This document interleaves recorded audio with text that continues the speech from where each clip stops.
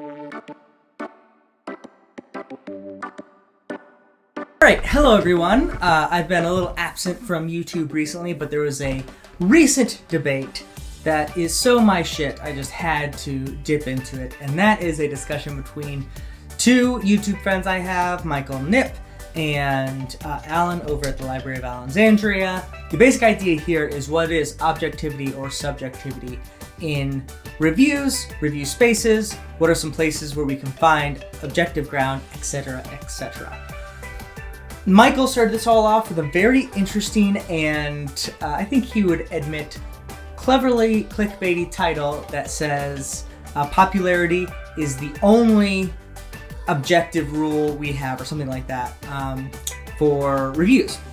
And he went on to talk about how reviews are so subjective, the only objectivity we can have is like sales numbers, how they're being sold, etc., etc., and that is really a good way to judge things. And I think he rightly sort of defends the sort of hipster inclination, for lack of a better term, or instinct to sort of dump on popular things. Like Twilight is a very popular example, hugely popular, lots of people bought it, and yet for some reason people overall think it's a very bad series. Not recognizing that it obviously resonated with people in strong ways, including Michael Nip, I believe.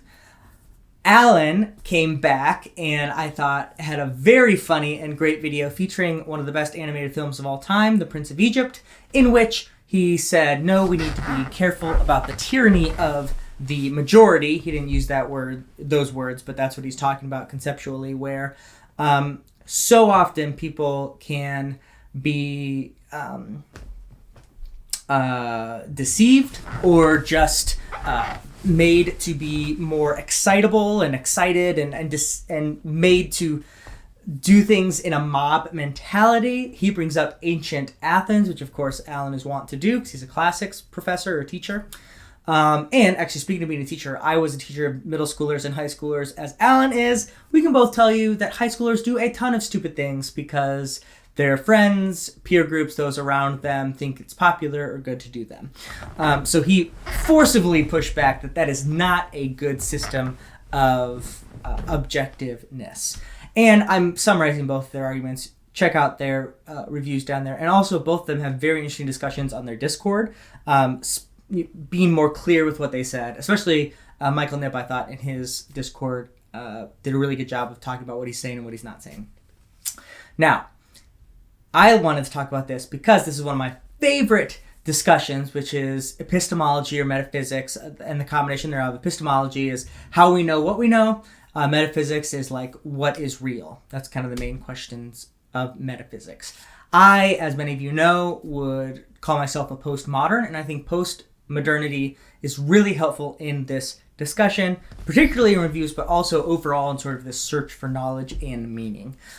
Because what postmodern says, in brief, I have a larger video on this, my video on postmodern and Malazan, but basically what I would say is postmodern is a tendency to doubt that the category... let me say this.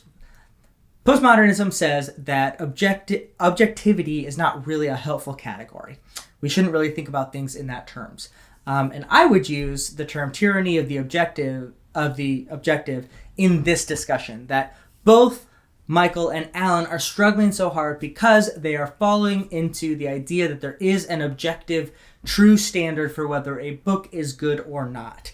And that our reviews, while also having some personal sort of opinions, are also trying to get at this idea of objectiveness. And they're trying to define what that is. Michael Nip said, well, we do have these numbers, algebraic, realness, so to speak, and let's use those. Alan is saying, no, those are flawed, although Alan in his video didn't really present what his idea of reviews are.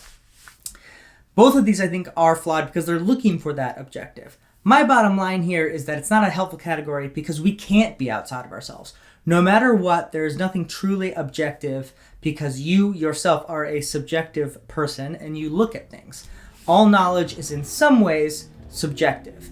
Now, I want to be very clear because people normally jump from me saying that sort of thing to saying that I'm being a skeptic. I am not skeptic and I don't like skepticism. Not a a student of David Hume, although I think he's very interesting. David Hume is an English philosopher. He famously really liked billiards, so he'd use billiards a lot in his thought experiments. And he would go so far as to be skeptical of when you hit one ball and it hits another, you can never be sure that the ball that hit the other ball caused that one to move. It might just be coincidental. So skepticism is just a school that is skeptical of all knowledge. I'm not. I'm merely saying that knowledge is not objective because we cannot be outside of ourselves. And that includes reviews. So reviews are, in some ways, I should say in all ways, subjective. It is your experience of the art, of the piece, of the book, of the article, whatever it is. But that does not mean that there is not any sort of standard that we can recognize from a collective understanding of what makes something and this is subjective as well, what makes something good or excellent or understandable. And that can change based on various viewpoints and people. We also, as Alan rightly pointed out, can never divorce ourselves from our own experiences that we take when we come upon a book, whether that is experiences in our life or whether it's friends telling us about the book, how we found out about the book, whether someone was hurt by the book we had. All sorts of these things factor into our reviews, our thoughts, our opinions on these works, and they're all subjective, meaning they're by subjects, they're by people who have their own viewpoints on certain things. So that's my very base idea of this, is let's just not think of objectivity as a standard. Let's, in fact, think about it being subjective, and then with that understanding, be responsible with that subjectivity. And I think this is helpful in both sides of this debate. I'm having trouble hearing you. Sorry, I'm accidentally talking to Siri. Don't listen to me. There we go. I think this is helpful on both sides of the debate. For example, I think there are a lot of reviewers, and I talked about this in my reviewer space, that are irresponsible with their place as reviewers in saying this is just my opinion and then stating their opinion and acting as if that opinion is unassailable. That is not what opinions are, because you obviously have opinions on things, but you should be open to changing those or defending them or being able at least to describe why you feel those. If you're a reviewer, obviously regular people can do whatever they want, but as reviewers, because what you are sharing is going to affect other people. So it's a heightened responsibility when you recognize in your reviews that you are affecting how someone will read a book.